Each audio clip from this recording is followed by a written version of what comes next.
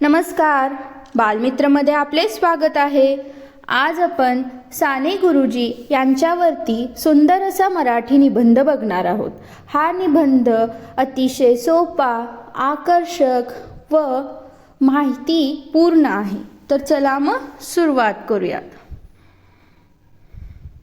साने गुरुजी हे नाव कोणाला माहीत नाही असे नाही, कारण ते एक लोकप्रिय साहित्यिक होते आणि त्यांच्या अनेक कविता आणि पुस्तके खूप प्रसिद्ध आहेत।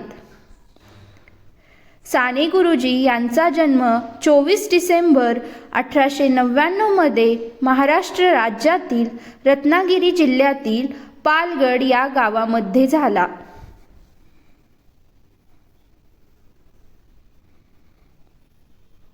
साने गुरुजी यांचे पूर्ण नाव पांडुरंग सदाशिव साने असे होते। त्यांच्या वडिलांचे नाव सदाशिव साने आणि आईचे नाव यशोदाबाई साने असे होते। साने गुरुजी यांच्यावर त्यांच्या आईचा खूप प्रभाव होता आणि त्यांच्या आईने त्यांच्यावर चांगले संस्कार घडवले होते। साने गुरुजी यांनी त्यांचे शिक्षण पूर्ण केल्यानंतर अमळनेर या ठिकाणी असणाऱ्या प्रताप या हायस्कूलमध्ये शिक्षक म्हणून काम केले आणि मग त्यानंतर त्यांनी शाळेतील आणि वसतिगृहामध्ये राहणाऱ्या विद्यार्थ्यांना स्वयंरोजगार कसा निर्माण करायचा आणि स्वाभिमानाने कसे जगायचे याचे धडे दिले।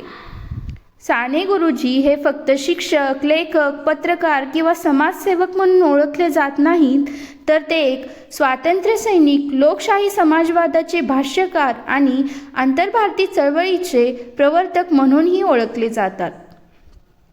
त्यांनी शिक्षणाला प्रोत्साहन दिले व साक्षरतेचा प्रसार केला।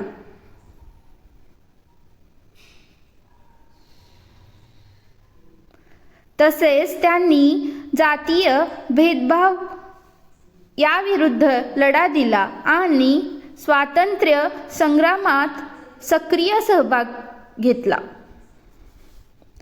म्हणूनच ते विद्यार्थी आणि अनुयायांमध्ये गुरुजी म्हणून आदराने ओळखले जात।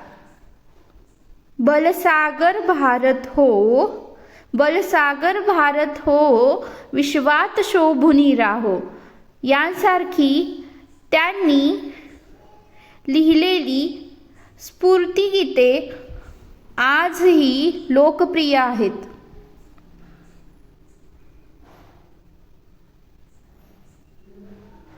थोडक्यात साने गुरुजी हे केवळ लेखक नव्हते, तर ते एक विचारवंत, समाजसुधारक आणि शिक्षक होते, ज्यांनी आपल्या लेखणीतून व कृतीतून समाजाला दिशा दिली। निर्भय योद्धा गांधींच्या पावलावर पाऊल ठेवून चालला, देशाच्या प्रत्येक कणात स्वातंत्र्याचे दुःख पाहत गेला। सत्याग्रहाच्या दिव्याने त्यांनी अंधाराशी लढा दिला। साने गुरुजींनी हसून भारताबद्दल प्रेम जागवले। धन्यवाद मित्रमैत्रिणींनो। जर तुम्हाला हा निबंध आवडला असेल तर माझे चॅनल बालमित्र नक्की सबस्क्राईब करा आणि तुमच्या मित्रमैत्रिणींसोबत शेअर करा। आपण पुन्हा भेटू अशाच नव्या व्हिडिओसोबत। तोपर्यंत धन्यवाद।